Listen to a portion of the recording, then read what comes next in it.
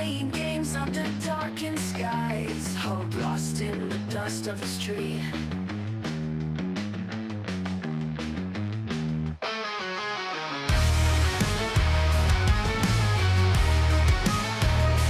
Red and blue, colors pouring from the sky.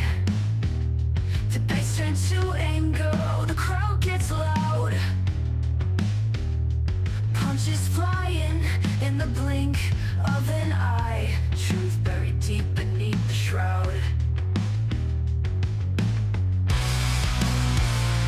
Welcome to the bullpen, where the weak don't survive.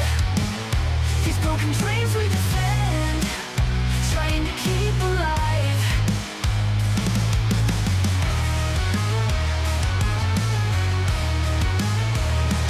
Faces on the screen, flashing perfect teeth. But behind those eyes, just rotting greed. Politicians turn to whispers beneath. They all just get what they need. Whispering conspiracies, drowning in their lies. Echoes of freedom, lost in cries. Spin the wheel of fate, let's see who rise. But this game will bleed you dry. Welcome to the bullpen, where the weak will survive. These broken dreams we defend, trying to keep alive.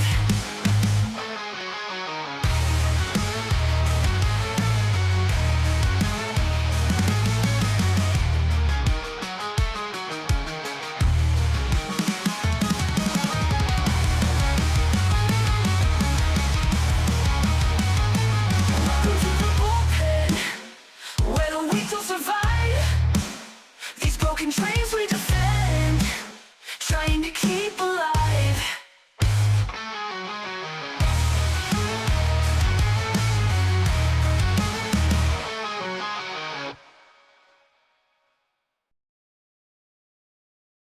Who were commuted, and I Well- don't think Enrique was. Oh, there we go. Yeah, we're live. Good morning and welcome to the Bullpen. It's another lovely Sunday. We got like 4 inches of snow outside, so I've been shoveling this morning, and now we get to talk about the best first 5-6 days of an administration ever. So let's fire it up. How you doing, little Chad? I'm doing great. This has been a great week. Capping it off with Hegseth on Friday. Christy Noem yesterday was it's kind of a weekend thing, so that makes sense. It was to be expected. Yeah. And then next week, I believe we get the fireworks that are the RFK and Tulsi hearings, where Yeah. I'm very concerned that the Con Inc. is coming hard for those two more than even Hegseth at this point. Somebody's asking, is there no audio or is it just me, Eric Myers? Should be audio. But let us know if there's not. Maybe you've got the tab muted, Eric. I don't know. Now I'm going to check. Oh, okay. So yeah, it's been a absolutely ridiculous week of getting things done. Just to make everybody aware of everything that's happened, I figured maybe we'd do a quick rundown. So on day one, Trump signed more than 36 executive orders on the southern border, gender ideology, American energy, the economy, and a flurry of other things. He declared a national emergency at the southern border, deployed thousands of troops to the southern border, and ordered construction of the wall, ordered Homeland Security to remove illegal migrants and go after the drug cartels, and also he designated the drug cartels as terrorist organizations. We shut down the CBP One app, beefed up the visa screening, and attempted to end birthright citizenship, which we'll have to talk about because I think everybody who's arguing in good faith knows that he can't just do that, but he's doing it so that it'll get the review from the Supreme Court. I 100%, by the way, think he is able to do that given the context of what. Now, here's the thing. The case that they refer to from the 1890s is being misinterpreted because the people who where they said birthright citizens, they were both legally, they were Chinese immigrants in the United States legally, so they were permanent residents at that time, therefore subject to the jurisdiction of the Right. United States. So yes, the interpretation of the and Trump's executive order still allows for legal permanent residents' children to be birthright citizens. So I think he's on super firm ground, and it's because for 100 years we made the most batshit crazy immigration choice anybody ever has. True. And I think he's on solid ground too, but we all know that it will be going straight to the Supreme Court.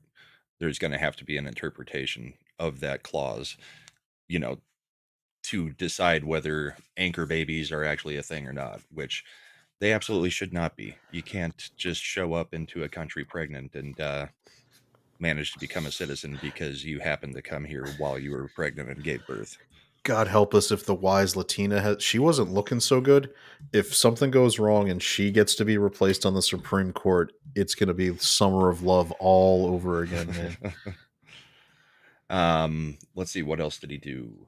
Um, Oh, he rolled. I mean, we're not even one executive order rolled back about 80.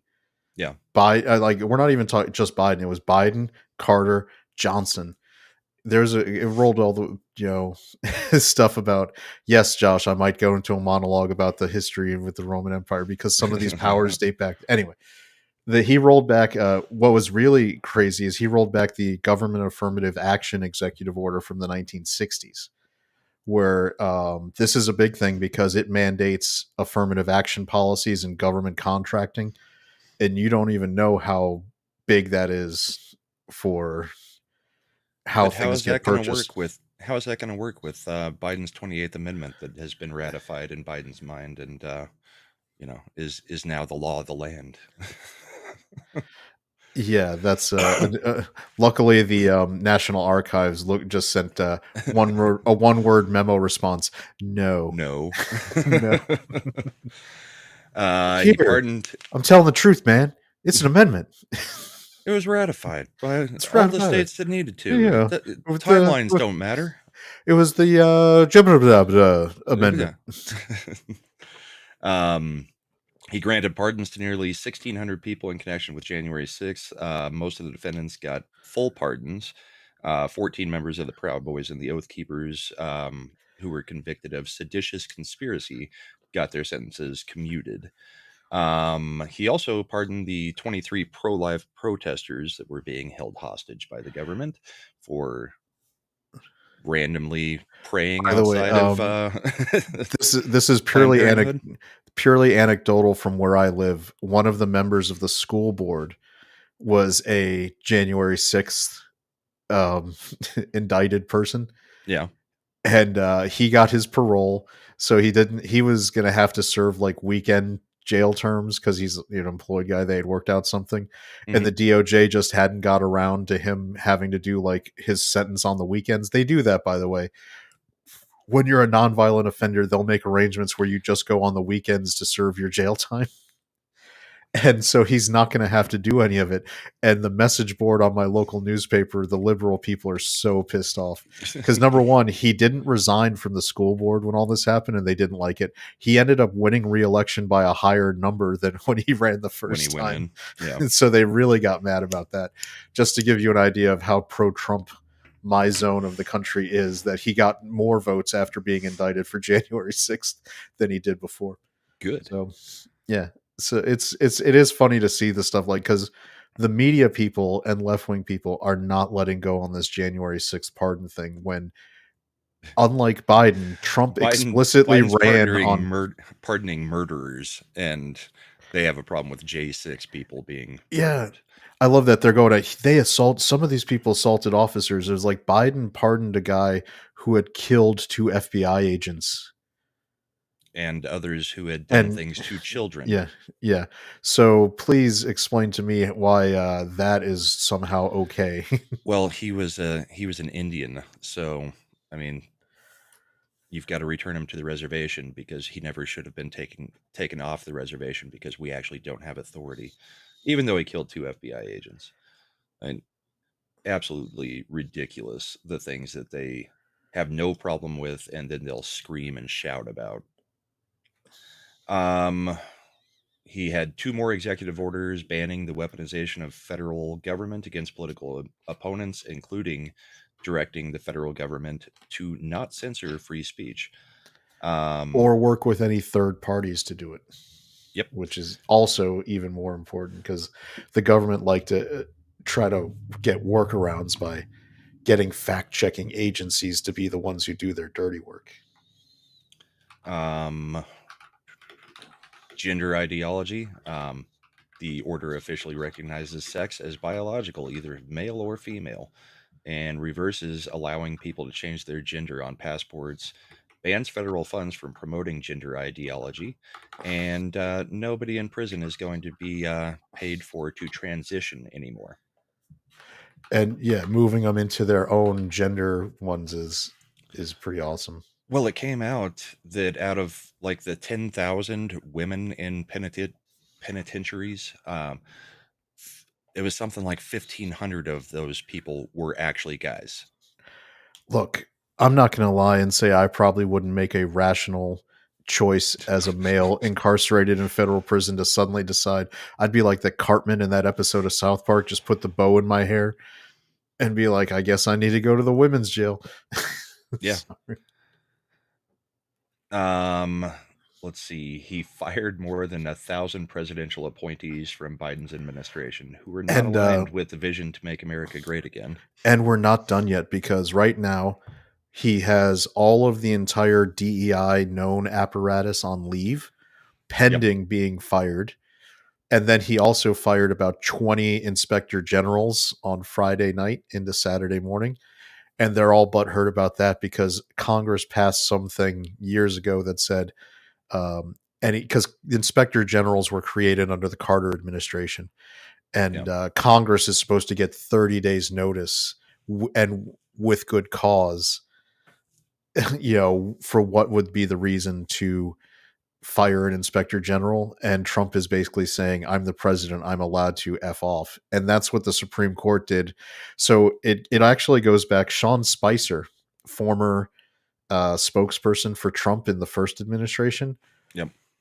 When Trump left office, he had appointed Sean Spicer and several other people to presidential appointment positions at a lot of blue ribbon boards. Like I think Sean Spicer was on the Naval Academy Advisory Board because he was a Navy guy. Yeah. And unlike every other administration, they always talk about Trump being the guy who broke norms. Biden went in and he fired everybody who had been a Trump appointee for anything. Even though these were non-political, just presidential appointments that ran, for different terms. Sean Spicer sued. It went to the Supreme Court. And the Supreme Court said, and this is now precedent, these people are appointed by the president so they can be fired by the president of any president, anytime, any reason. Yeah. The unitary executive power exists for any at the pleasure of the president. So inspector generals, even though, and the Congress is like, these are congressionally, Senate confirmed positions. Well, guess what? He still gets to fire them when he wants. Yeah. And so all of these inspector generals are out. I find it funny that they think a president can do something and another president can't come in and undo it. Like, just because a president before you did something by executive order, that means you're just stuck with it as the president? No. I mean, that's kind of the whole point of the executive orders is, temporary, temporary guidance, because I don't call them laws because they're not laws. But this is just like the Senate confirmations for judges, where they thought it wouldn't backfire because they would have control, and it immediately backfired. So they thought, oh, Biden, they're like, oh, Biden's going to come in and he's going to exercise all that Trump stink off of the federal government. And because of that, because Sean Spicer went to court and he lost, mind you, that made it the official precedent. And it's not even like an old precedent, not like birthright citizenship where they're talking like a case from 1899. Yeah. This is a precedent from within the last 4 years, specifically addressing president's ability to fire people. And they gave, when that case got decided, it immediately gave all the Trump people who were planning this, takeover, every bit of ammunition they need to just get rid of anybody they want, because it's perfect. So we also got, I mean, the list is just ridiculous of everything he's done this week. Presidential Advisory Councils got rid of Mark Milley, who was fired from the National Infrastructure Advisory Council. Milley should have been tried for treason for back channels during Unfortunately, he his is now first. pardoned. Yes, he was pardoned by Biden just hours Yep. before that. The And State just Department. I know we've talked about it, but just to be clear, I am 100% of the belief that no court is going to overturn anything related to preemptive pardons or blanket pardons. I know that there's a lot of people who think that somehow, because it's legally novel, that this is we've talked about it. Pardons are a plenary power of the president. The courts are not going to mess with that. And the fact that they're like, well, this is a bad precedent. The courts will say this is a power invested by the president since the founding. We have a process to get rid of them if they abuse it. It's called impeachment. Sorry, that's your route. We're not going to get involved and like dick around with what, with this impeachment, with it messing with the presidential pardon power. So don't anybody who's holding their breath about somehow holding any of the Biden family or any of these other people accountable. Those pardons, I think, are pretty much locked down airtight for letting them off the hook for those things. They may be, but they may have also been illegal pardons. The House is already opening up investigations into it. We'll But there's see nothing you what can they're do about able it. to find. But here's the problem. You could, because of the way the Constitution is written, there could be evidence that a Chinese national backed up a Brinks truck into Delaware mansion and dropped just, gold bullion into his garage next to the classified documents. That does not make the pardons illegal. What would happen is you could bring up the president on charges of official corruption and prosecute him, but the pardons would stand. That's just, it is what it is. So the argument at the moment, though, is the preemptive pardons without naming a specific crime. It's bullshit. That doesn't matter. We'll see. If you're an originalist, you're going to go back to the context of the founders, and you're going to understand that the presidential pardon comes from kings, the power of kings to pardon all crimes. And kings didn't have to do shit when they announced it. They could do it for blanket pardons. They could say you are pardoned for all treason. It doesn't matter. And any plenary power like that is so broad. It's all it says is the president can pardon for any crime, any federal crime. Federal crime. And that's what he did. He technically just pardoned for federal crime. Blanket pardons have been around. And Jimmy Carter did it in the 1970s for the draft dodgers. It was a blanket pardon without naming people for a specific period of time. Also for a specific crime.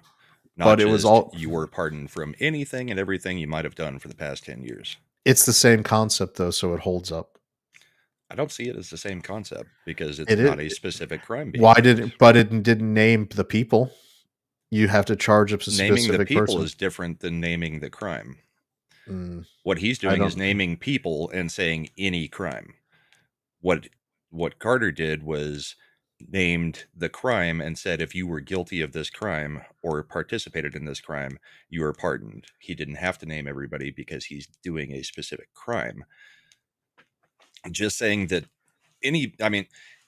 say one of his family members had actually murdered somebody and we didn't know about it. And that's just blanket pardon now because on a federal level, he was a serial killer. That you'd be able to do state charges just fine.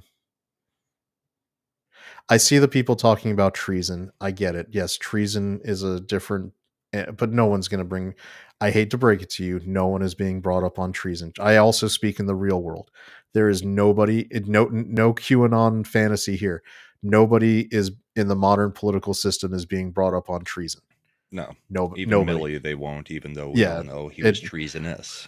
What Trump can do to Milley is call him back into service, bust him down rank, do all sorts of things like that. That would be completely within the power of the commander in chief. But he's, I try to speak in the real world here. And yes, treason is a specific animal also named within the Constitution. And it's not. No one's going to touch it. Nobody.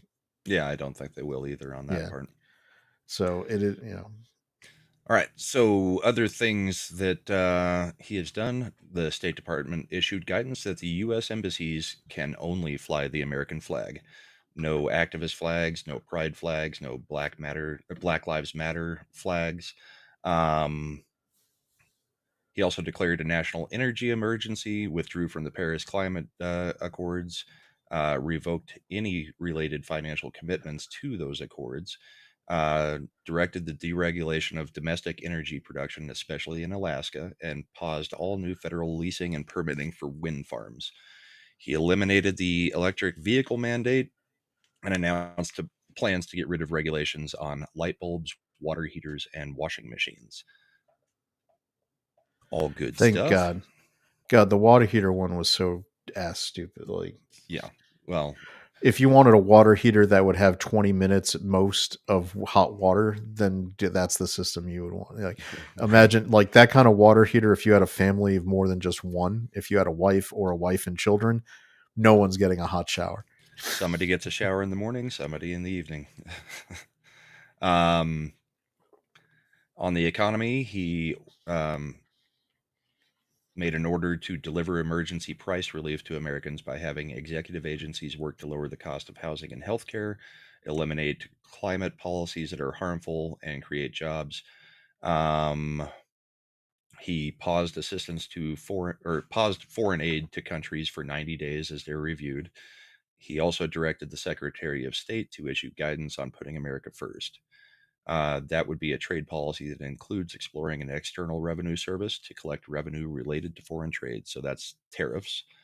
Let's see, directed a regulatory freeze, a federal hiring freeze with exceptions for areas like the military, required federal employees to return to in person work, set up Doge, and encouraged federal hiring based on merit and aims to restore accountability to federal workers who influence policy.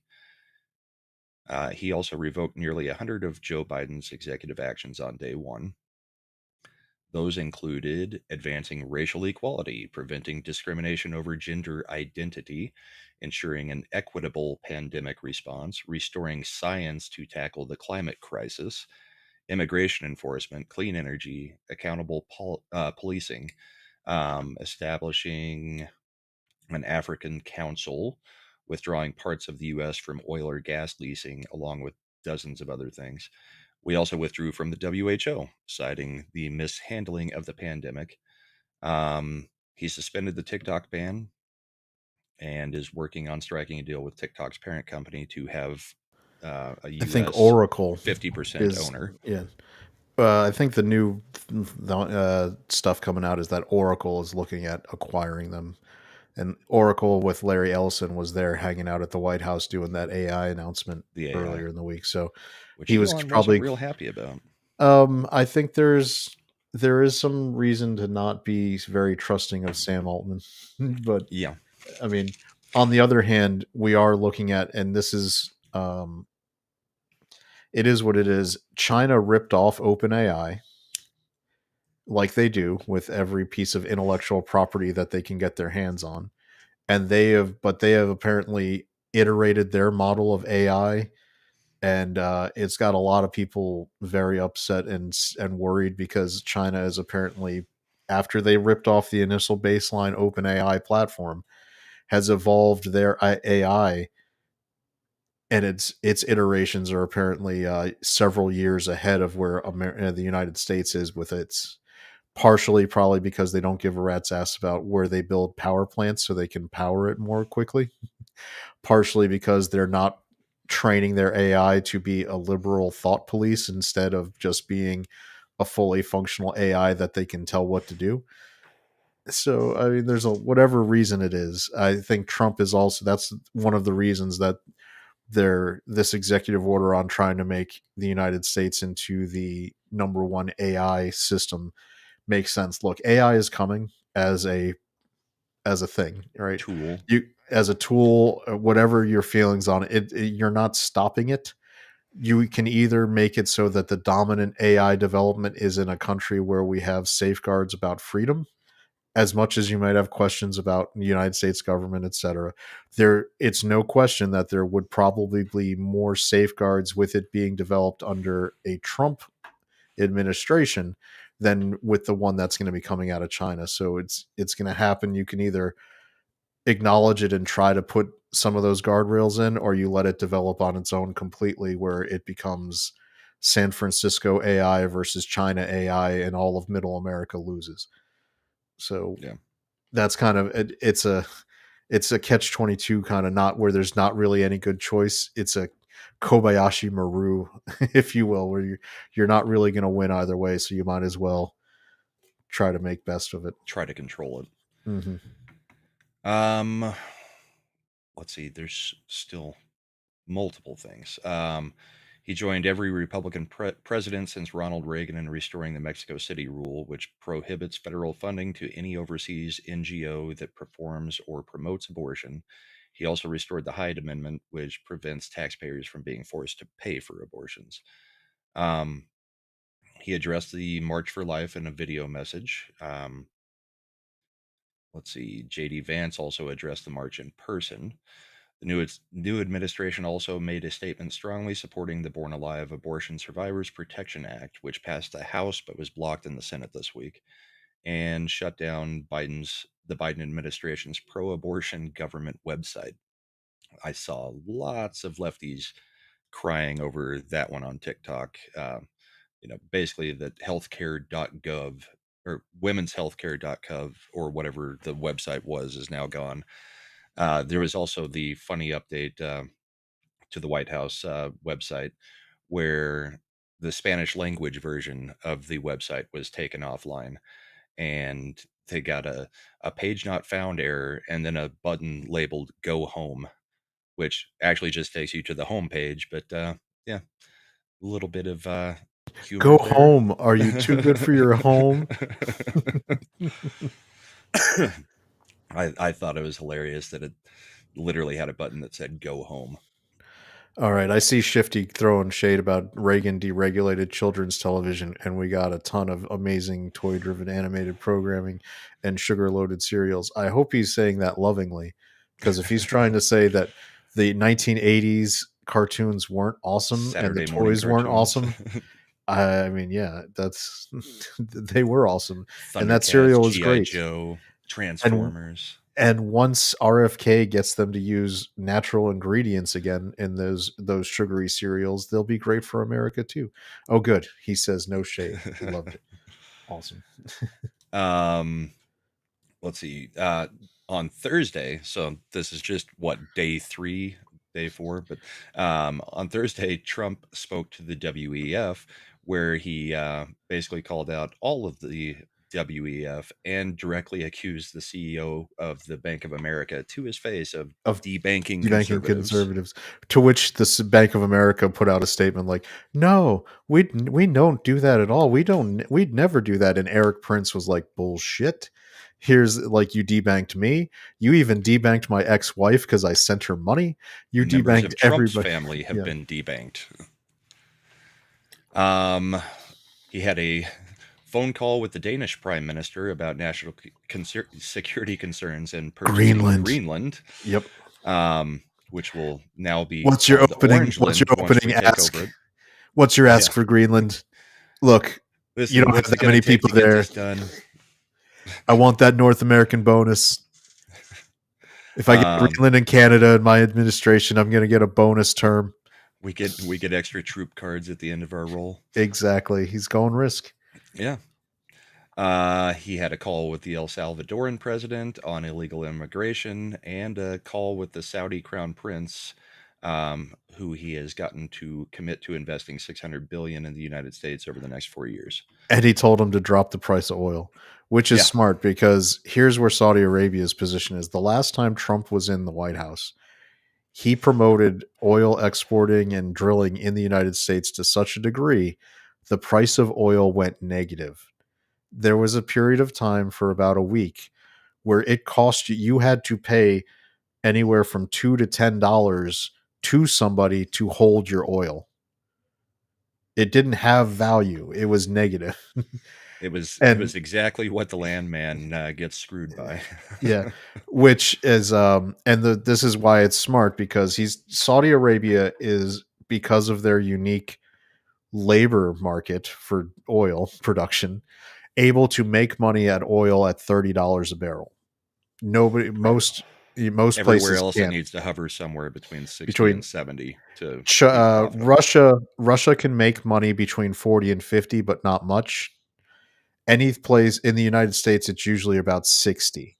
Yeah, there's a sweet spot for actually making a Yeah, profit and actually getting it out to the consumer at a reasonable price. yeah. And so right now, I think oil was trading anywhere in the 80 to 90 range, which, now remember, that's just crude oil. That's not refined oil. The other issue we have in the United States is we haven't built a new refinery in 40 years. So all of the gasoline for the entire United States is refined out of the same amount of refineries that we had 40 years ago, and they are not as efficient.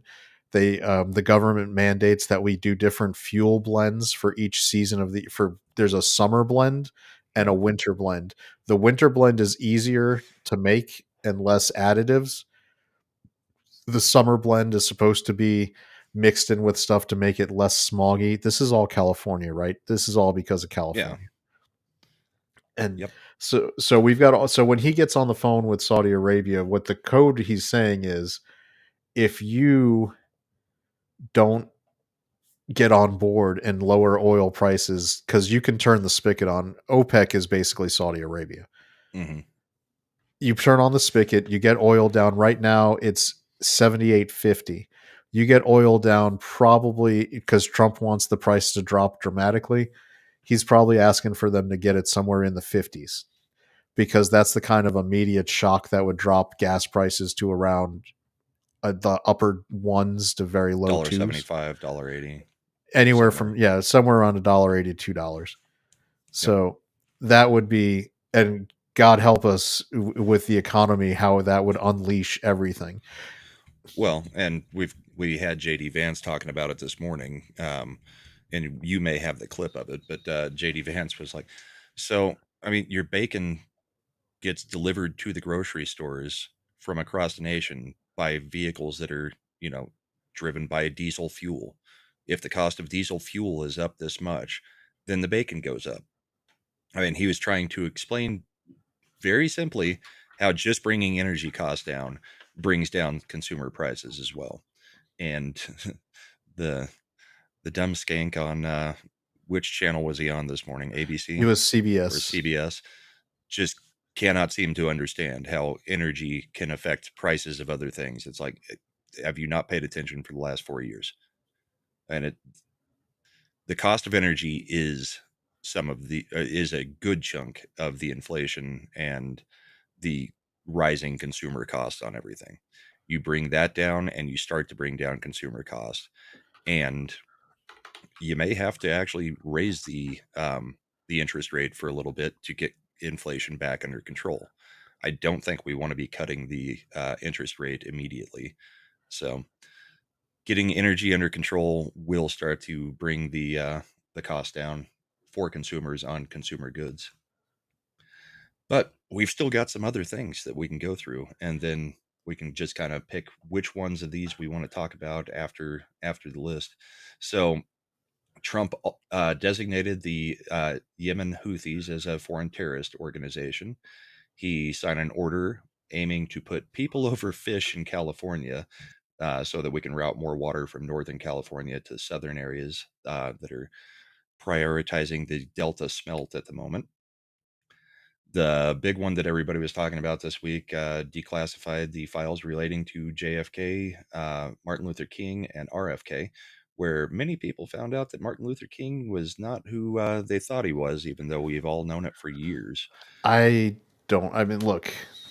I think, yeah. If you've been paying attention, I mean, it's been around even since the '70s. The stories Yeah. where he was engaged in extramarital affairs and doing all sorts of shenanigans. Does that, to me, does that Does it take change away his from? message? No. No, I think that's where sometimes it's a lot like Trump. in his personal life, does he do things that I would support? No. I just found it funny how Yeah. eye-opening it was to certain segments of the country, on Twitter especially, that I he look at did some. this, and it's like, yeah, we all I knew look at that. yeah, I look at like Martin Luther King. I mean, as a historical figure, is a lot like founding fathers as historical figures, right? Do I think that slavery is morally right? No, it is not. Do I understand that in the context of the time, this stuff that they lived, the choices they made were not considered as abhorrent as I view it? Yes. Does it negate the fact that they did long term good for the world in founding the United States? No, it doesn't. Martin Luther King did morally bad things in his private life, but in the public stage, he was fighting for an objectively good thing, which was, I mean, I don't think anybody can look at the way black people were treated in the South and say, I'm perfectly comfortable with how that was going. And the fact that he advocated for non-violent resistance to move the needle was actually a very good thing. I have no problem with supporting that Martin Luther King was a historical figure worth being lauded for the things he did in public. I think in private he was not a good person. I don't think I would want him marrying any female in my family, given the way he treated his wife and Or other being a women. reverend in my church. Yeah. But, I mean, would I rather have Martin Luther King out there doing what he did Or Malcolm X. or would I rather have some bitchy woman lecturing the president at the National Prayer Breakfast? Yeah. I mean, so we also skipped that one too, where Trump had to get harangued by the most Ellen-looking Episcopalian bishop that I've ever seen. Yeah. That woman's a psychopath, and I think everybody sitting in the church knew it. JD Vance's face was hilarious. He once again, memeable reaction to her speaking at them instead of speaking to them or actually delivering a sermon of any kind. It was all just leftist crap being spouted out nonstop, and nothing that most churches actually agree with. It was just her wants and wishes being um, being spouted from the pulpit there. Let's see. So yeah, declassification of all those files, which we'll start And seeing 15 days on JFK, uh, 45 for I the think, other two. he has, because you can't just unredact things immediately. Even and the intelligence community is going to be pitching a fit because I guarantee you that there's going to be shit about how they were involved tangentially with, at a minimum, the JFK assassination. I think they probably were, but I think they also, over the years, anything that might have been there is probably not. They've had enough time to remove anything, especially with the amount of talk on, the past few years about actually getting rid of it. So we've got our guest of the hour here. Let me see if I can replace Slender. rework the scene. Nice. Yeah. Give me just a second.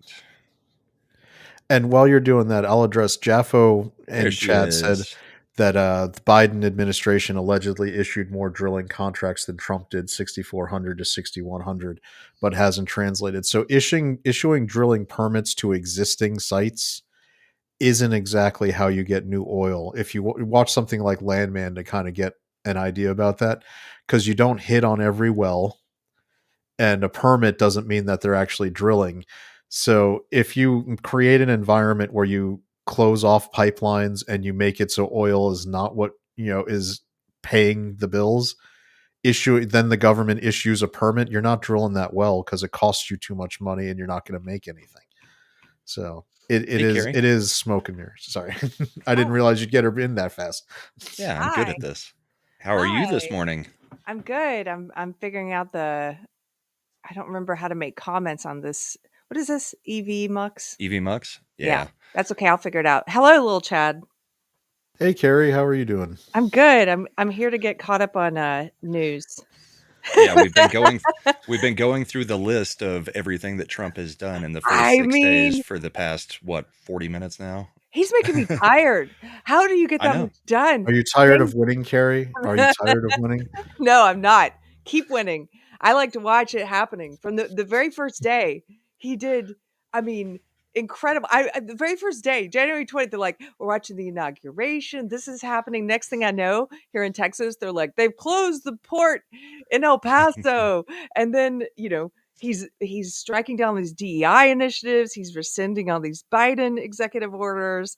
It was just pardoning J6 people, like just on and on and on and Pardoning the on. pro-lifers. The Yeah. pro-lifers, yeah.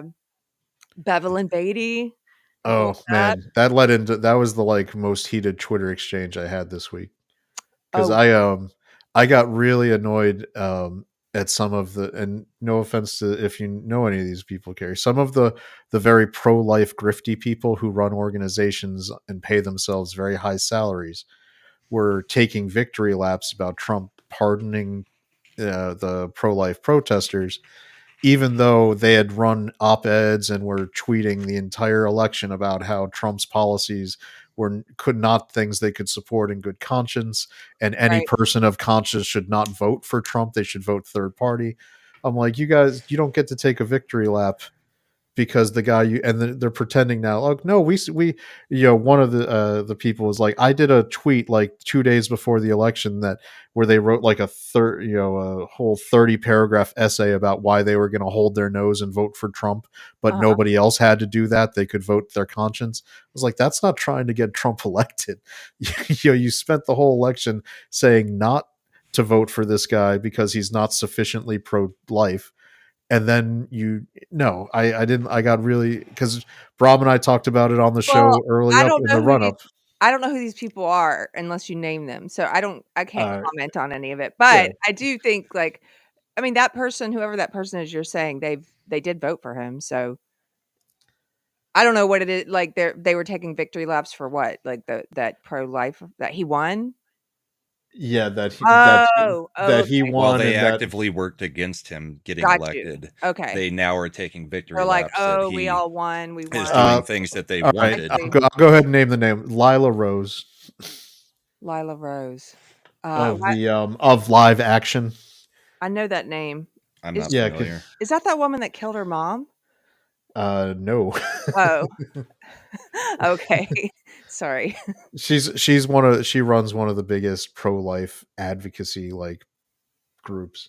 She pays herself like a 300-400 grand a year salary, FYI, too. So which no, I don't have any issue with, but then don't get upset that you're you're doing it. Yeah, I pulled up here. I'll share because here you go. This was Show me.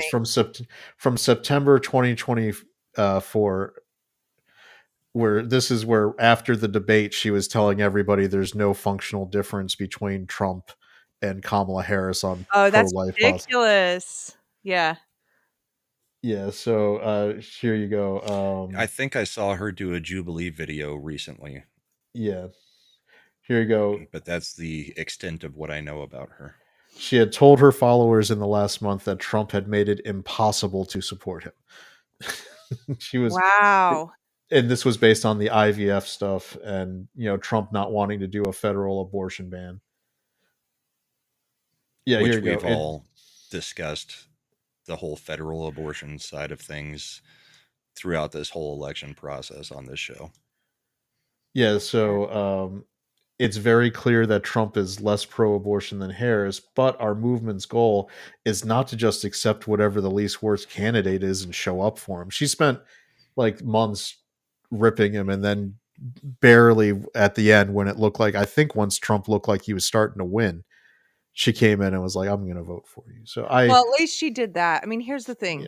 I understand what her tactic is, I guess you could say. It's like, well, I'm going to keep criticizing because I want him to move further towards pro-life. Like that. I'm speaking as if I were her.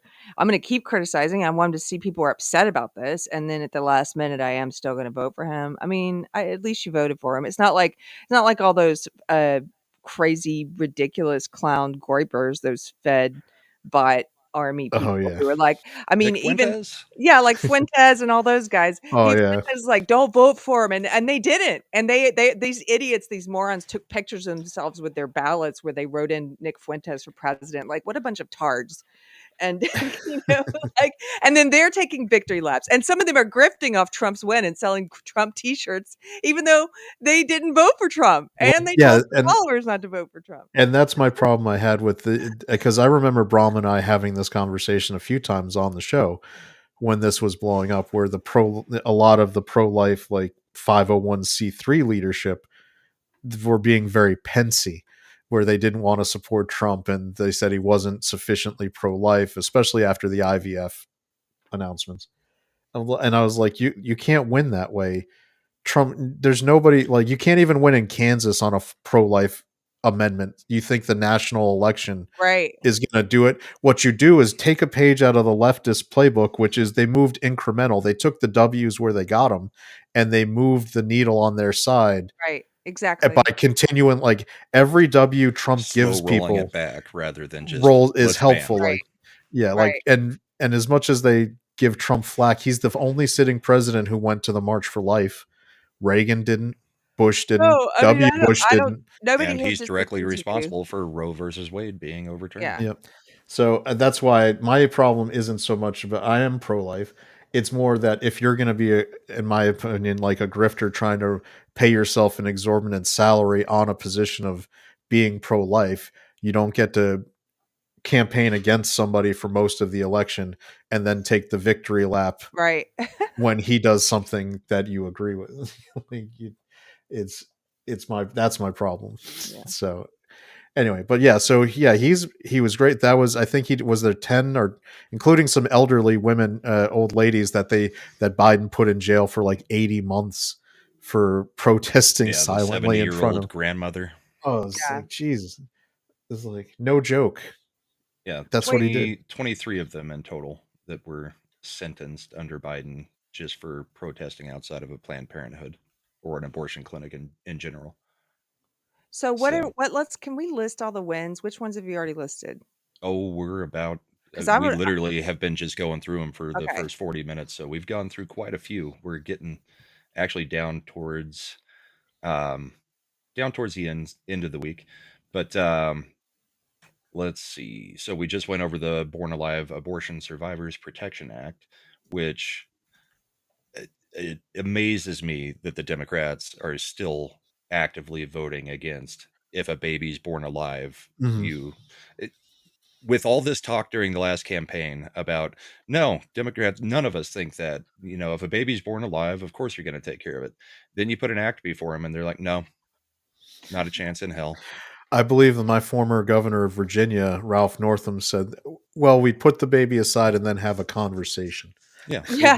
we'd make it Wow. comfortable while we let it die on the By the table. way, Governor Ralph Northam, an OB, he was an OB/GYN. He was a medical doctor, and so that was his specialty. And he's telling you he's saying that out loud.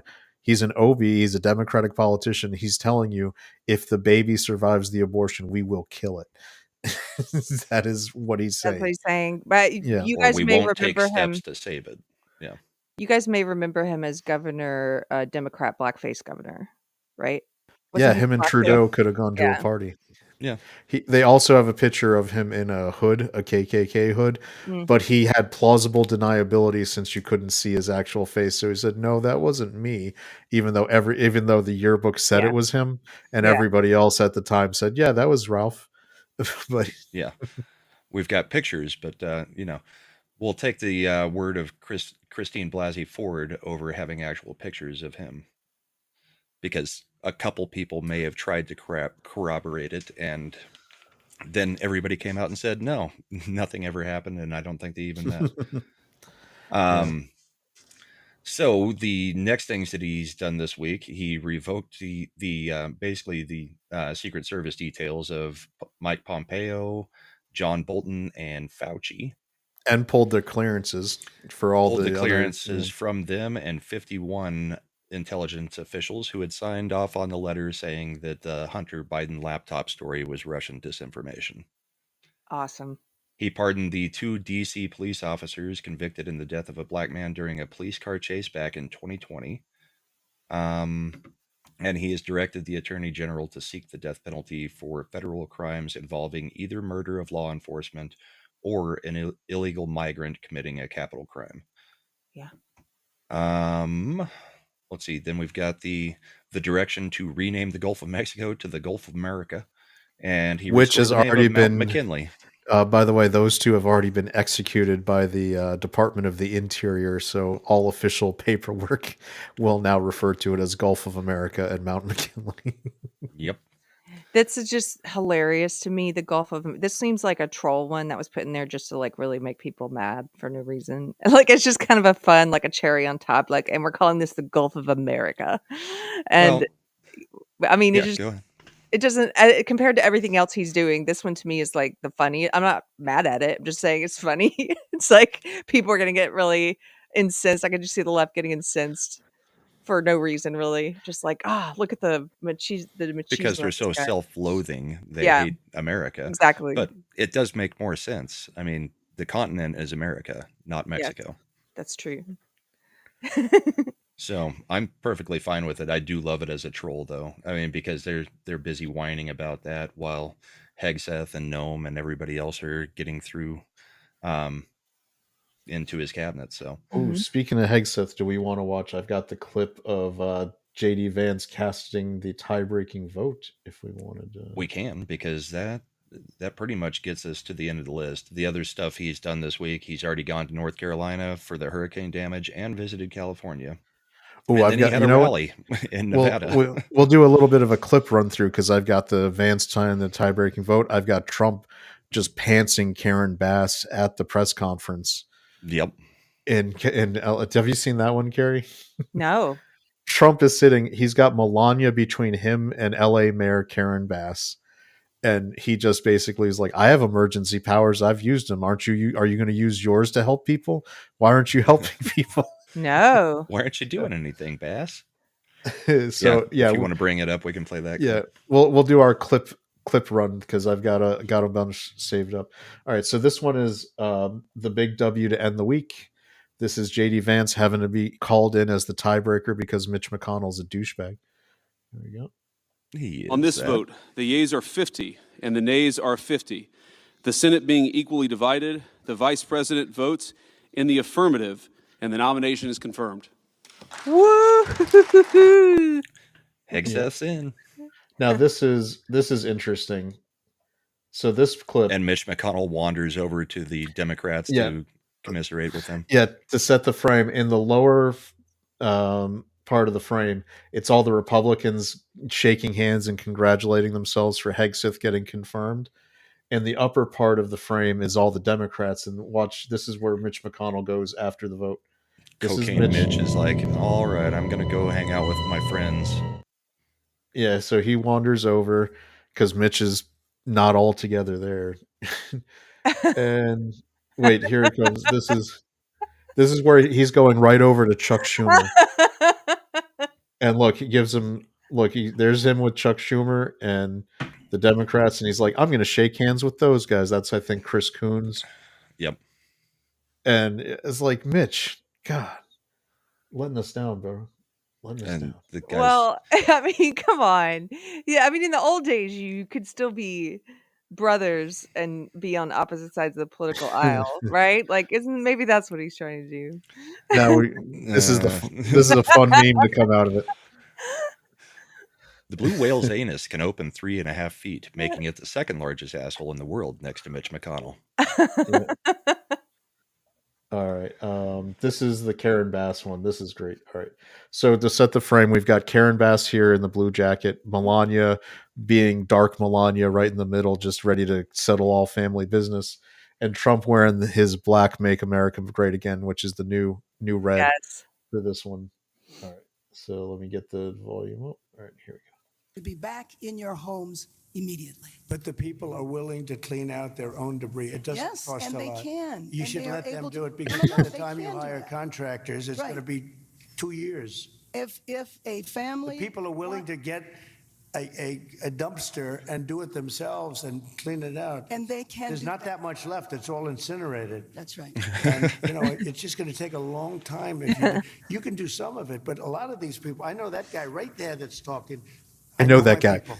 You'll be on that thing tonight, throwing the stuff away, and your site it'll look perfect within 24 hours. And that's what he wants to do. He doesn't want to wait around for 7 months till the city hires some demolition contract If that's going to individuals charge him want to build- $25,000 to do his lot.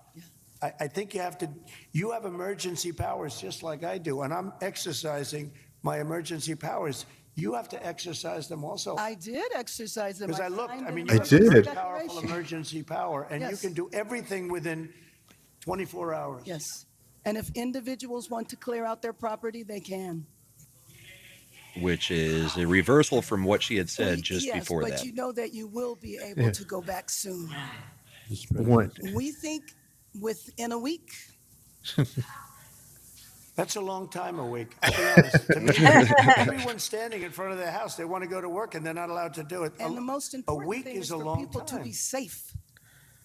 Oh my They're safe. God. They're safe. Safe. You know what? They're not safe. Oh, They're they not just safe took the now. mic from her too. He's They're like, gonna we're get done. much safer. A week is actually It's a not your long time, job the way I look at to it. I keep us safe from hundreds ourselves. of people standing in front of their lots, and they're not allowed to go in. It's all burned.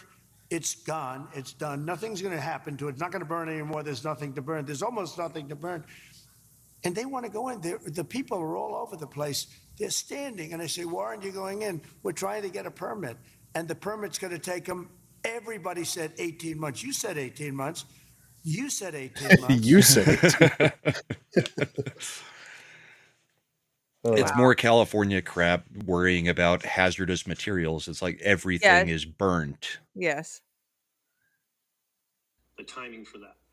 So as everybody recognized, I think This is the we have proof. to get This the was streets in place, the we have to LA get power County in place, director and gas telling and everybody it would take utilities in 18 place months. as a part of this.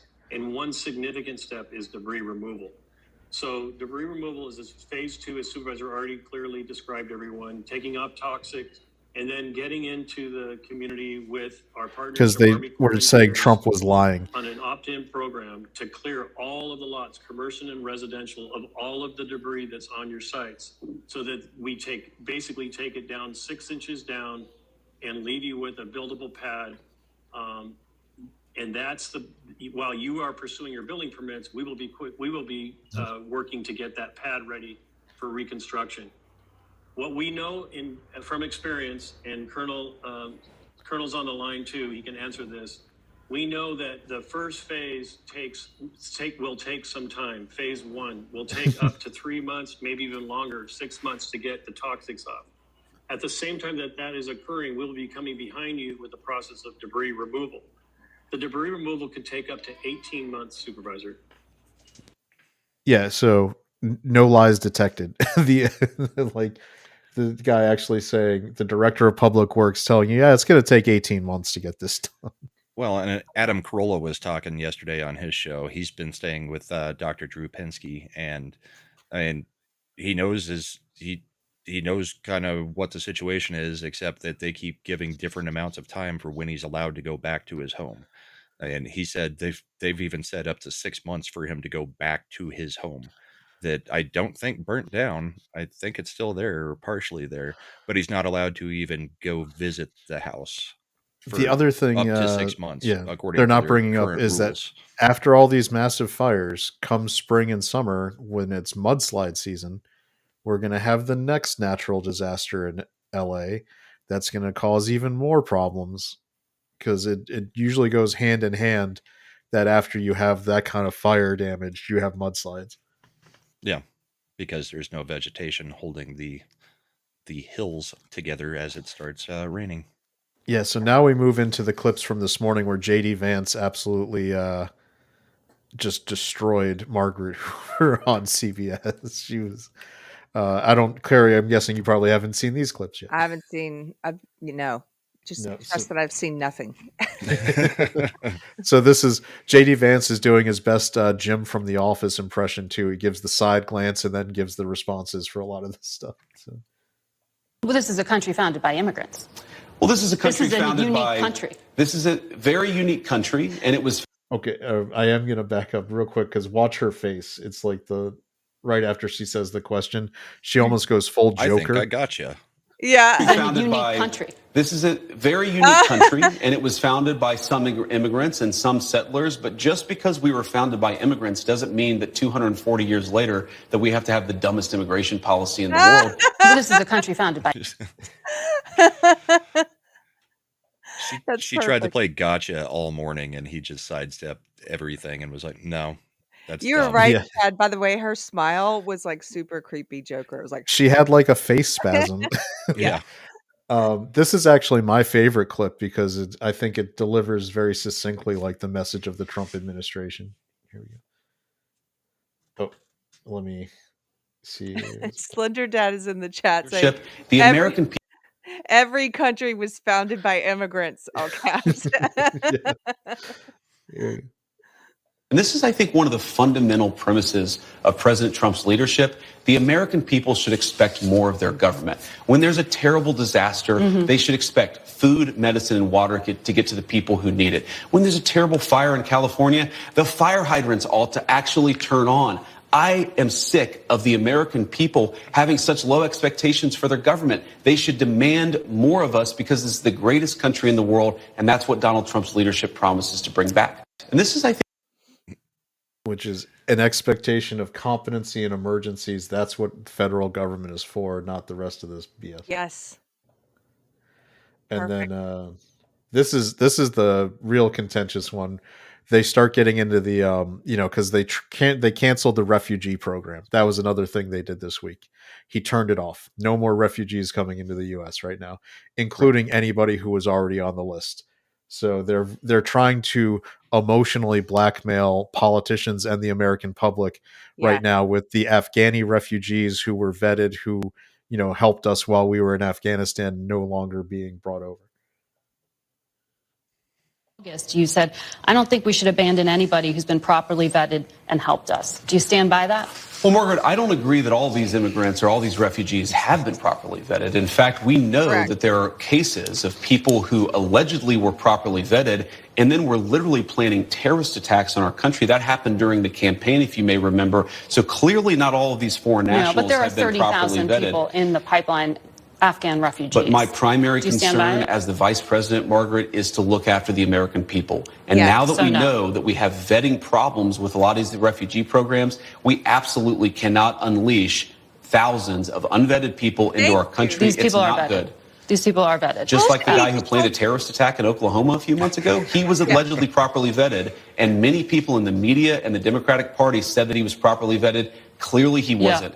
I don't want my children to share a neighborhood with people who are not properly vetted, and because I don't want it for my kids, I'm not going to force any other American citizens' kids to do that either. He's amazing. No, and he's amazing. Can we just stop it here? Can we? Yes. I cannot stand this age that we're in of the the boss babe bitch, like the kind of like, I gotcha and I know words and I'm gonna, and if I just know words. and if I just and if I just Best words, Carrie. if I You might have words, but I have the best words. and if I just The repeat biggest words. something, no, but she does this thing of like, if They I were just vetted. repeat it and They I were speak vetted. over you, then it's true. Yeah, that's it. That's what she did. They were vetted. They were vetted. They were vetted. That doesn't make it true. And That's why, mows these people down. he was like, yeah, the guy who tried to blow up stuff in Oklahoma was vetted, huh? That's Yes. I love the response of, I don't want it for the neighborhood with my kids, so this is where it's different. So I'm not going to put it in any other neighborhood in America. Like that's a very different thing for a politician. Having grown up in Northern Virginia and met kids who went to Sidwell Friends, which is the place where Chelsea Clinton and Barack Obama's daughters went. It's the most elitist thing, like where, these people have no grasp of reality. I was going to a regular public school. This is like a $40,000 a year private school. And this is in the 1990s. It was like 40 grand a year. So, and you're meeting these people and they're like, cause I did, and I know this clearly doesn't fit with me doing this show. I was in the Model UN and did stuff like that. And so you'd go to these things and you'd have these people like coming in there and they'd always have these most hippy dippy like beliefs in the real, like the NGOs and kumbaya shit. And you were like, do you know That doesn't work, people. Like, that's not how any of this is going to work. I'm sorry. And this is who, and these liberal reporters all go to the same dinner parties with these same kids, to these same people.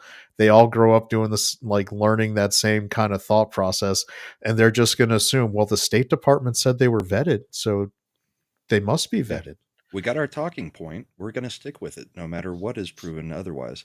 It's kind of like when Trump was doing the interviews years ago, and they would just say, well, nothing about the laptop was actually true. And he's like, I've seen it. The FBI's had it for a year. It's all true. No, our sources said that it wasn't. Yeah, it is. No, our sources said that it wasn't. President Trump, 51 members of the intelligence community have come out and said that this has all the hallmarks of a Russian disinformation campaign and clearly isn't true. Why do you keep insisting something that's a lie is true? That's how they frame the question, because they add that 51, like there's 51, including the former director of the CIA, the former director of national intelligence. All of them have come out and said this is clearly not a true thing. It's the laptop from hell. It's true. And they're like, they try to drape themselves in like it's a technique. You drape yourself in authority so that what you say that is a lie comes out as authoritative. And this is when somebody's like, you can see her face. She's now faced with a common sense response that pretty much everyone in America can understand. And it's short circuiting her brain. And that was a very particular case. It wasn't clear if he was radicalized when he got here or while he was living here. I don't really care, Margaret. I don't want that person in my country, and I think most Americans agree with me. Yeah. We'll be back. Just to your point about the draping themselves in experts, it always reminds me of the advertisements from the 60s, the 50s. If you watch any old cigarette ads, and it's like a nationwide survey, nationwide surveys show that more doctors smoke Camels than any other cigarette. Yeah. It's like clearly 9 out of 10 doctors. 9 out of 10 doctors prefer Camels. What do you have to say to that? It's like, yeah, they still link to cancer still. 4 out of 5 dentists prefer Crest. I'm a Yankees fan, and I got when I was a kid. It was an old advertisement that Babe Ruth did in the 1940s, and it was basically like, "This is the cigarette brand that I smoke because the doctors all agree that it goes down smoother and cleaner.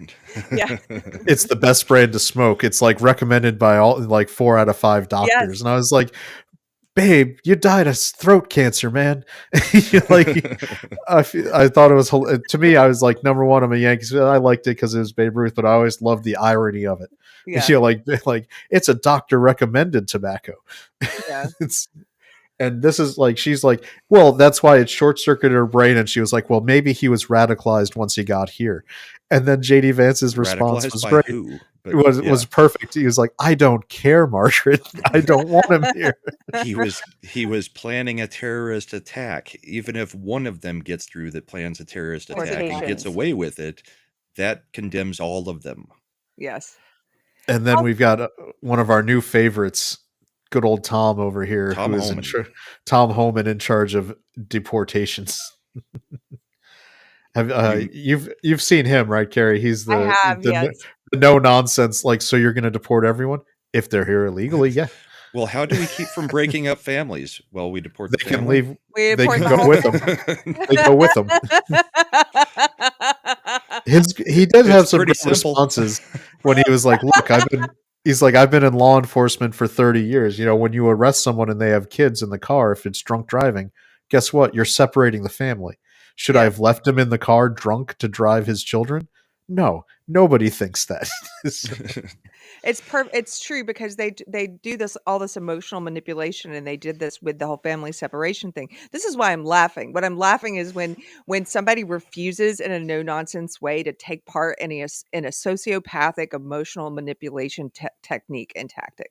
When somebody's like, that will not work on me, and I'm going to show you right here. So when they're like, how could you separate families? And he's like, yeah, when you arrest someone for drunk driving, like you just said, or for domestic abuse or whatever, if they get kids in the car, you're going to have to separate the kids don't go into the jail cell with them while they await trial. They're going to be Yeah. separated. And so just to say it that like kind of bald face, or like, what if you're deporting someone, you're going to separate? Well, the families can go with them. Like, just like shut it down. You're not going to manipulate me with that crap. It's like, look, we care. We'll pay for their flight too. Yes. It's Well, like bye. the C-130 has a couple extra jump sheets. It'll be fine. All right, so this is what's her name? Dana Bash. I want to say Dana. like Dana. Yeah, I always just say Dana, and it's Dana. It's Dana. It's stupid. It's so, and so she was interviewing Tom here because this week also, Carrie, the photos have come out. They've started the deportation flights. They're loading them onto C-130s and flying them to different countries to drop them off. Over 460 have already been detained and deported. Yep, Which but is those are nothing rookie compared to the million. Yeah, but those are rookie millions that numbers. We got to pump up those numbers. So here we go. they're going to. Yep. How many deportations do you think That's that what you this can is carry about. out this year? Last year, for example, the Biden administration did deport about 270,000 people. And that is a clearly bullshit number, and he calls her on it, which is great. Which is the most since 2014. I know you said ICE has not been doing its job, but there have been a lot of deportation. Deportations? What's going to happen coming up? That is not accurate. The Biden administration is hiding the numbers. If you look at those removal numbers, over 80% were Border Patrol apprehensions on the border that were immediately removed. They weren't ICE removals. So if you look at what ICE has done in the interior of the United States under 4 years of President Biden, they have the lowest numbers of removals in the history of the agency, despite a historic illegal crisis on the southern border. So they can claim 240,000, whatever removals. That's simply not the fact. And under the Trump administration, were there fewer removals? Yes. And why was that? Because we secured the border. We weren't releasing millions of people to the United States to have to go find and remove. So it doesn't matter how many people were deported, it's how many people were released in this country, and millions were released into this country by the Biden administration that were not released by the Trump administration. I just want to be clear. I'm not obviously getting these numbers out of thin air. They are coming from the U.S. Customs and Border Protection. Yeah, and we're I'm telling you that's bullshit, Dana. I don't care where you're getting it from. I'm actually in that department heading it now. I see the numbers. Yes. Which is hilarious because once again, this is the same technique when you see it back to back. Well, I'm getting this number. Like the Afghan refugees were vetted. The State Department said so. The Border Patrol under the Biden administration told us they deported record numbers of people. This is like remember when Hillary Clinton was running against Trump and she was sick, and they had footage of her like stumbling, or they didn't know if she was drunk or sick or something, and she was stumbling outside of her vehicle. And then so 60 Minutes interview Mike Cernovich, right? And I remember that they were asking him like, hey, you put out there that like maybe potentially she has something wrong with her, or some kind of disorder or something. And how could you be so careless? And he's like, well, how do you know what was wrong with her? And they're like, well, we asked her campaign. And Mike Cernovich just stared at him, and he's like, so you're just going based on what her PR person said? Excellent journalism. We've got video footage of the Secret Service throwing her into an SUV after she's collapsing. It was after the 9/11 memorial, because I remember that footage, and it's like, we've got it on video, and you're just, oh no, the campaign said she was fine. I was like, She's just got allergies. Okay. Yeah, he said that Eric Myers has it in quotes. He was like, why would you trust the campaign? And that's just sort of like, why would you trust this administration? He, like you pointed out, Brahma, he's like, I am in this office now. I am sitting here looking at the numbers. I don't care what the previous administration told you.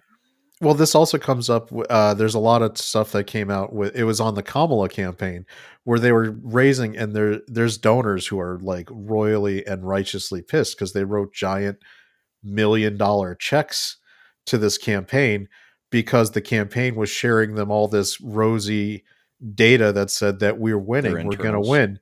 And then after the campaign ends and they lose, the campaign manager and all these people come out and do podcasts who are like, oh yeah, our internals never showed her up. We knew that she was losing. We were always losing in every single swing state. And I know because I've been watching, Two Way with Mark Halpern and other places where they've had one of the donors, the big donors, on, and she's like, F them.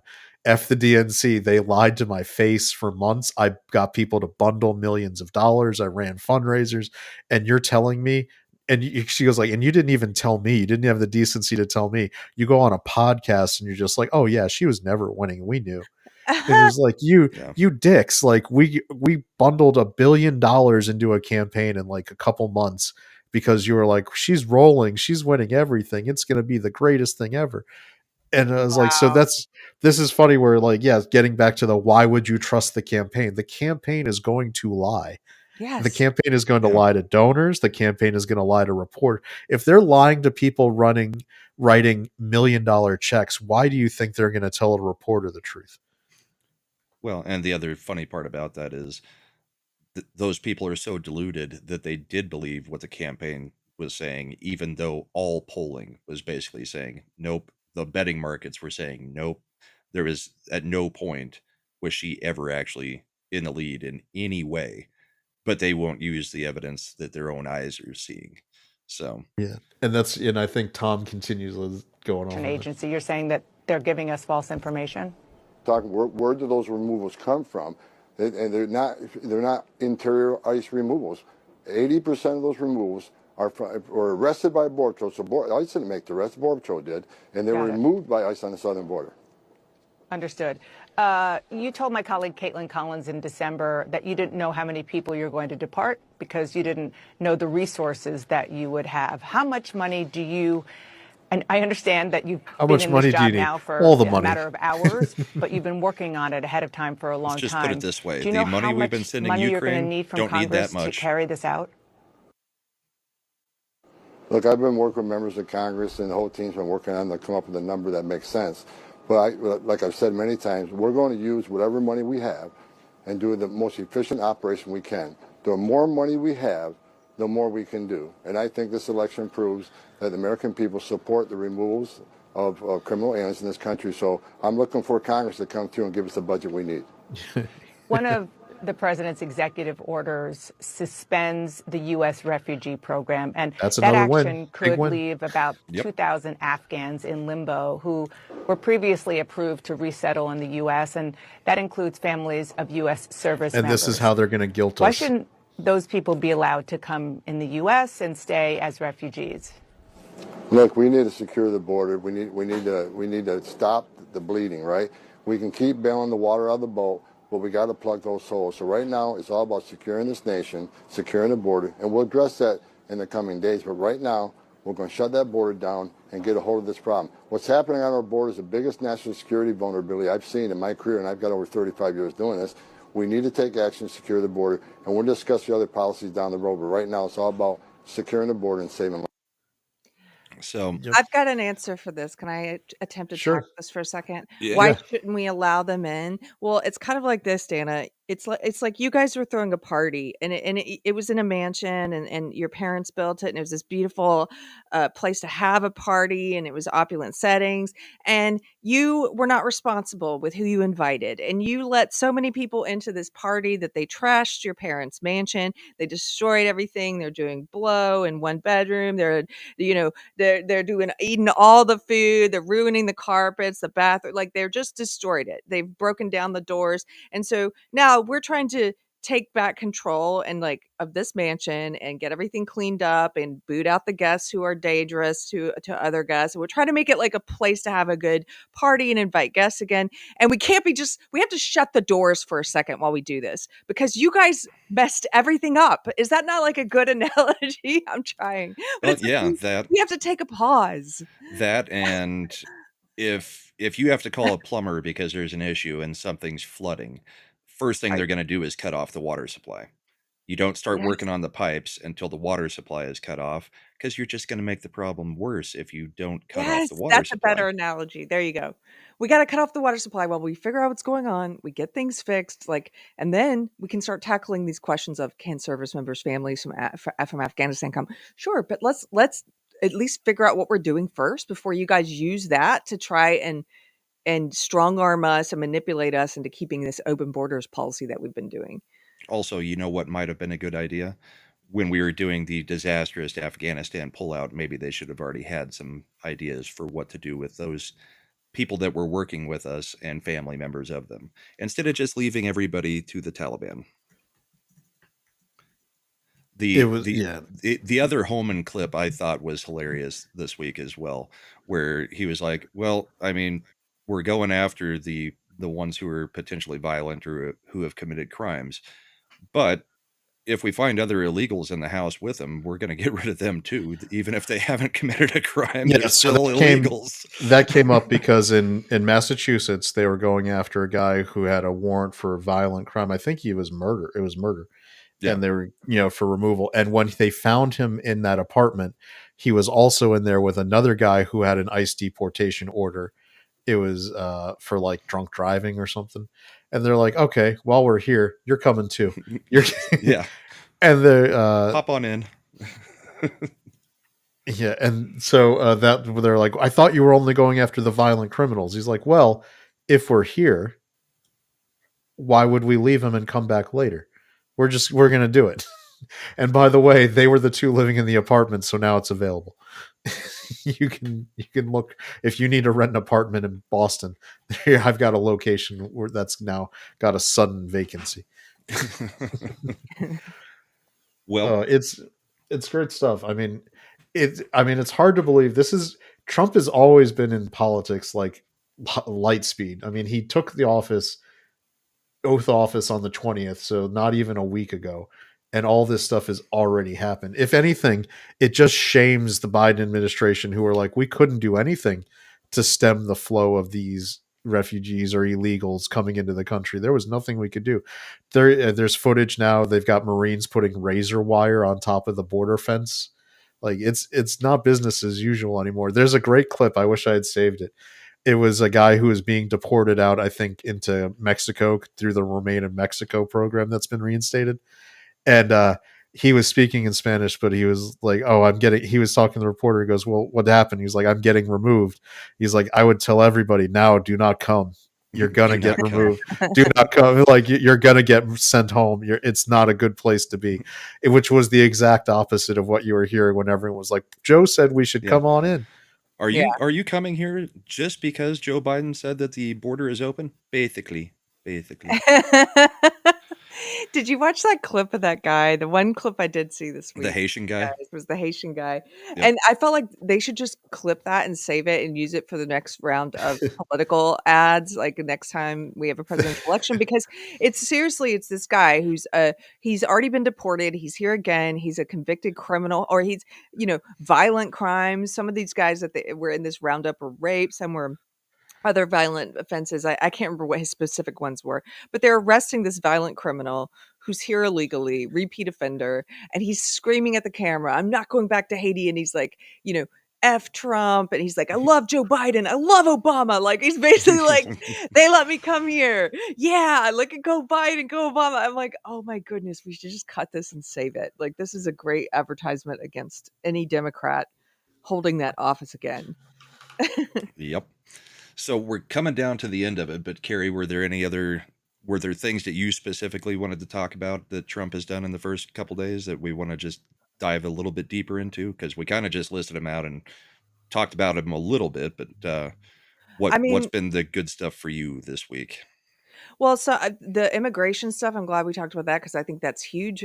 I'm so excited that ICE is being able to do their job, and we have to buckle in and get ready for this assault that they're going to do on us, this psyop that they're going to do, which is as strong. Remember how strong the COVID propaganda and psyop was? That's what the deportation immigration psyop is going to be. It's going to be all of your leftist friends, acquaintances, coworkers, everyone just constantly telling you what a bad person you are and you're so evil, and you're just like the people who killed Anne Frank, and you're just it's going to be that nonstop. And just buckle in and take a page from that guy. What's his name? Our borders Tom are. Homan?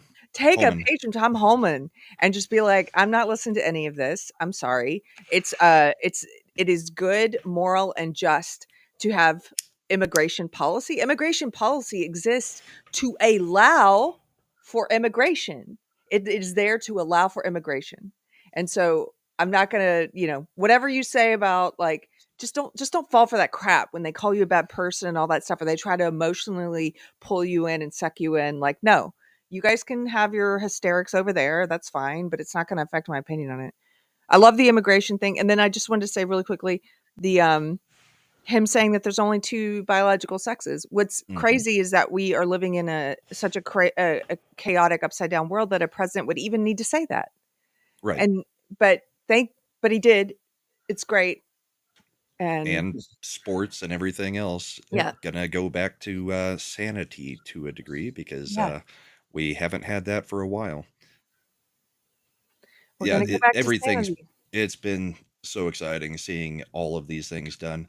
But we also have to remember executive orders, they're not laws. We've got to get these things enshrined in actual law. Congress has to do their side. While he's given us a reprieve for about 180 days, they've got to get to work and get the things actually put into law. Because every executive order, as we just saw, can be reversed by the next administration. Yes. So they've got 4 years to work as hard as he's been working on day one with everything that he's done. Like, they need to work that hard to get things signed into law while he's there. And I just saw this joke I wanted to comment on in the chat, which is pretty funny, from Josh Hammond. He says, talking about how much Trump did on day one. He said, could you say that the Oval Office hasn't seen this much action since Clinton? Yeah.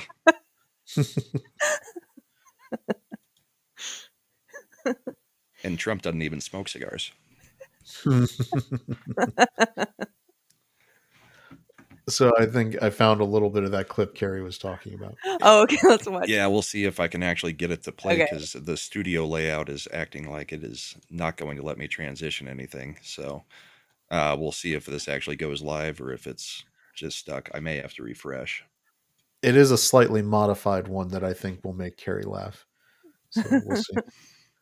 Yeah, let me try refreshing. You guys talk among. We're talking amongst ourselves as he's refreshing. How is everything else going, Carrie? Are you enjoying yourself? I know you had a good Christian panel the other day on Wednesday. Oh, yeah. Which is a fun show that Carrie runs on her channel, that Christian panel. Brahma's a regular panelist for that. It's on Wednesdays. Usually, was it every few weeks? Every couple weeks? Every 2 weeks, yeah. We have fun with it. Yeah, first and third Wednesday of the month is kind of the planned outline for it. Yeah. Cool. Yep. I can now transition. So this is the high quality individual that Biden's administration was letting in. Here we go. I'm not going back to Haiti. Well, he's wrong. He's going back to Haiti. Not kidding. Stop it real quick so we don't have any music issues. Oh man, I love this. This is like the old what do they call those old videos with Trump where the glasses would come down and the cigar would float to his mouth? What were they called? Yeah. I can't remember what the meme was called. Yeah. This is the full clip where he's bitching about thanking Obama, thanking Biden, and hating on Trump. Which is hilarious. But that one I thought would make Carrie laugh more. So I'm going to make that my ringtone. Well, you're wrong. You are going back to Haiti. Like a direct answer to him too. I did also like some of the memes where people were like, the people against deportation were going, I was like, it's terrible. We shouldn't be sending him back to Haiti. We shouldn't be sending him back. And then it was that goose like chasing you. It was like, tell us why Haiti's so bad. Why is it so bad? What's wrong with Haiti? Why can't he go back to Haiti? Because remember, they went after Trump because in his first administration, I believe Haiti was one of the countries he referred to as a shithole. Right. So, and they're like, it's not a shithole. It's wonderful. There's no cats or dogs, but it's wonderful. That's because they're eating the cats. They're eating the dogs. Josh Hammond said that that old meme was called Thug Life. Thug Life. Thug Life. Yes, Josh. I used to love. It's so hard to find those now because of the YouTube's algorithm. They hide all the fun stuff. You have to scroll through like 6 pages of CNN results before you find what you're looking for. Thug Life. Yep. Thug Life. So anything else we wanted to cover? Because we're right about at our usual time.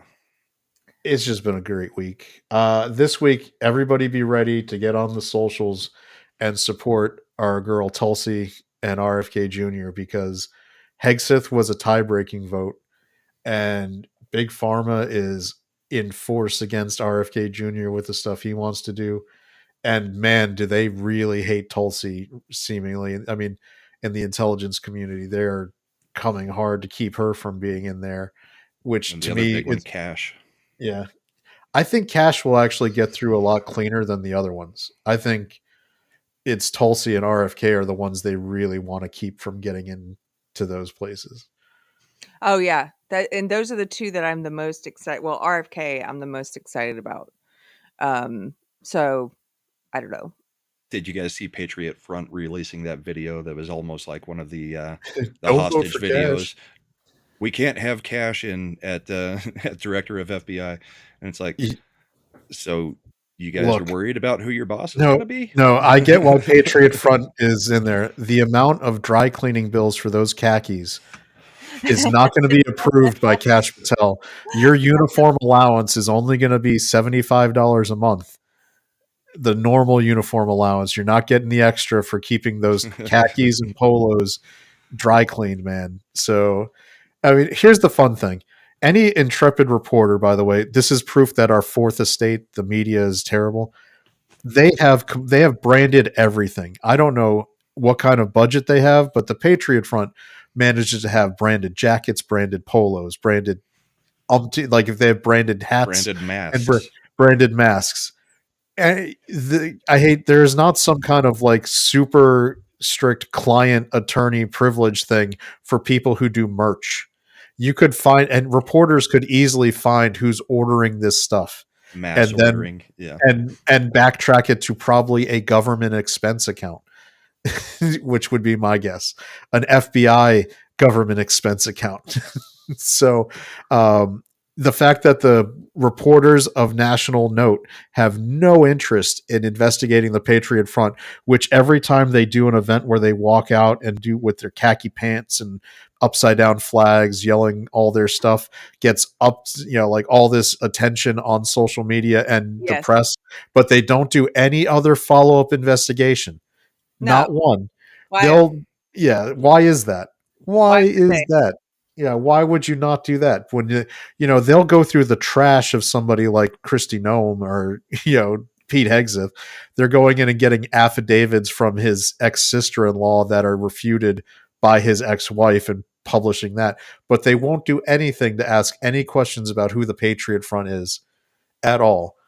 It's clearly, it's the better branding than the New England Patriots. Yeah. So anybody who's been in YouTube and has gone through the route of developing and selling merch knows how it's not the cheapest thing in the world. There's a lot of lead time. There's a lot of stuff you have to do.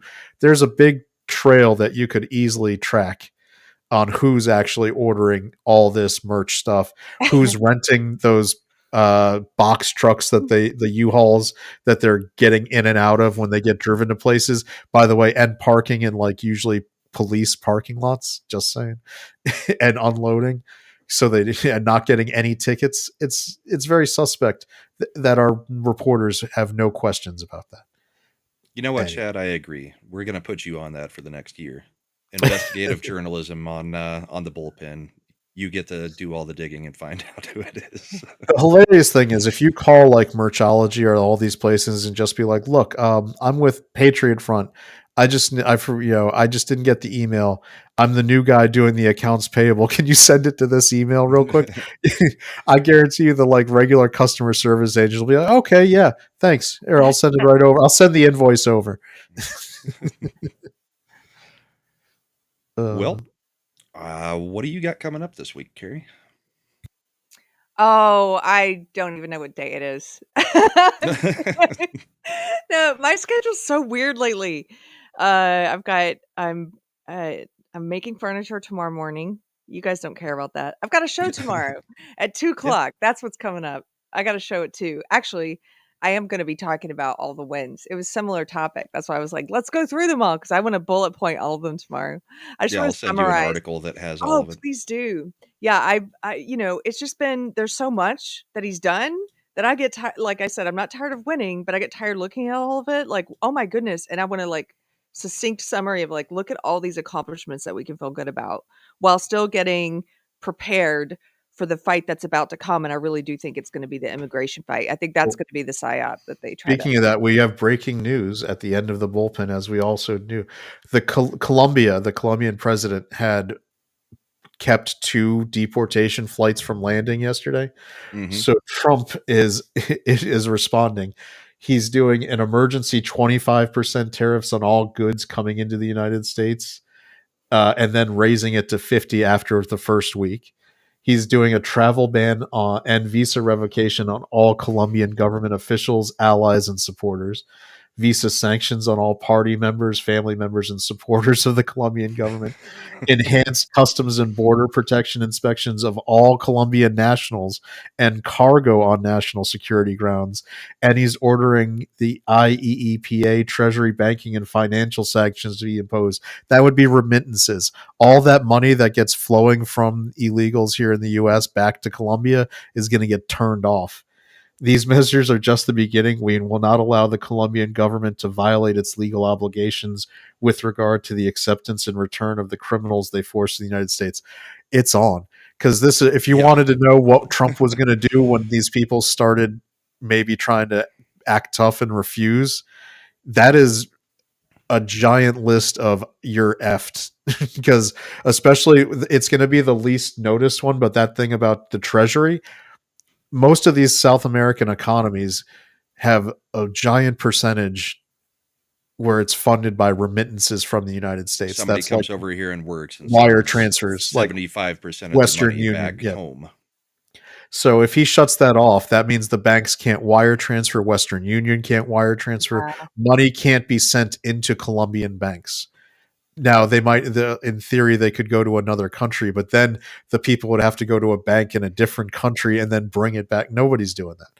So this guy, he might end up deposing the entire Colombian government by doing this, shutting off the spigot. He's not playing. This is awesome. No, they're dead serious and they're getting it done. So breaking news, man. That's how we do things on the bullpen. I wonder what he's going to say to the president of Mexico, since she was also trying to deny flights in yesterday, I believe. Man, I believe I saw a statistic that remittances were 40%, 40% of the Mexican GDP. If they shut off that, again, the entire government would topple. So, I mean, it topples every couple of weeks with all the everybody. What did they have? 140 people before they got to this president in Mexico. Yeah, I like Davina. Make it to the election. Davina in the chat. They were offered the carrot. Now they get the stick. Yep. Well, so Carrie, you've got Monday. You do a show on Wednesday, and then you've got your Monday, Friday typically, right? Yes, Mondays and Fridays at 2:00. It's a live show, and then Wednesday night. This Wednesday is not the Christian panel. This Wednesday is going to be the first Pop Culture since we've been back for the new year with myself and Mystery Chris at 8:00 Central. If you want to come have fun, and yeah. And thank you guys for having me. I love hanging out with you. I'm glad it worked out. And thanks for, I got your message. I was like, oh, I forgot it was during the daytime. Yeah. I told you, also, all over the place. I was in Comfort, Texas last night. I got up at like 7 a.m. and drove back. I like just got here. And then I'm having dogs dropped off to dog sit. I'm like, there's so many different things. I'm like, maybe I should narrow the things I'm doing because I'm a little confused about what day and time it is. I'm bartending now too. Oh, yeah? Yes. Well, all kinds of side jobs going. Yeah, all kinds of gig jobs. Yeah, if you ever want to hang out on a Friday, that's when we do our show, the Ascendant Art Podcast, 9 p.m. Eastern. Brahma's usually hanging out there. That's more just a hangout, talk about whatever, pop culture kind of stuff. Yes, I would love to. If I'm not, sometimes I'm at my husband. He has shows a lot on Friday nights, but if I'm not at a Friday night show, I'll let you know. Nice. Well, and I think Michelle is actually going to join us on a Friday night sometime too. Oh, that would be awesome. Yeah, let's get some people in there. I'm sure it'll be a good time. Slender Dad's my official co-host. Brahma's basically almost there. We have a guy named Imp, and sometimes Matt shows up if he remembers. Yeah. So we're Yeah, going to so start getting some more guests on here, try to get some guests for you over on Ascend and Art. I did talk with Michelle after the Christian panel, and she is interested in hanging out for an evening and Cool. hopefully get you guys some more subs. Speaking of subs, at some point during the show today, we hit 600 officially. So Woohoo! until we backtrack back down to like 580, but right now it is showing 600 subs I on see the channel. So 601. thank you. You might have got another, Nice. so So even better. So Chad, well, you just brought up your Friday show. That's typically what you've got during the week, and Yes, sir. Slender. I mean, we do the Tuesday night gaming stream together as well. I'll be on comics on Monday and Thursday. No Christian panel this week, but I will be on the midweek hump with Shags. Friday, we're back at your shows, Bourbon and Boarding on my channel on Saturday nights, and then we'll be back here for the Bullpen to go over all the appointments and all the other stuff that Trump is doing this week, because he's hit the ground running, and I don't expect him to I stop. know. Look, it's awesome. Thank you, So Trump much winning. voters. Thank you, Trump voters. Yes, it's been amazing. It's like you said, not sick of winning. It's just trying to keep up with all the crap that he's doing is so hard to do at this point. So good. Yep. So I hope everybody has a great Sunday, great weekend, and a good upcoming week. We will play you an intro as an outro, and we'll catch you later.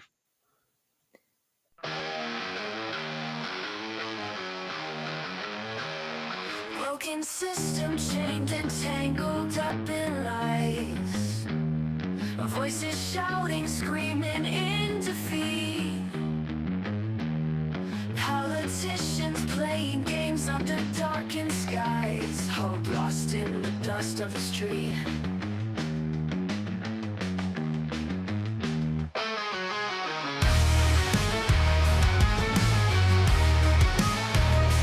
Red and blue, colors pouring from the sky. Debates turn to anger, the crowd gets loud. Punches flying in the blink of an eye. Truth buried deep beneath the shroud. Welcome to the bullpen, where the weak will survive. These broken dreams we defend, trying to keep alive.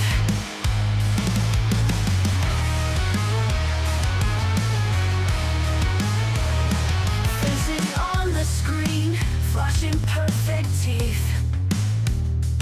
But behind those eyes, just rotting greed. Politicians turn to whispers beneath. They all just get what they need. Whispering conspiracies, drowning in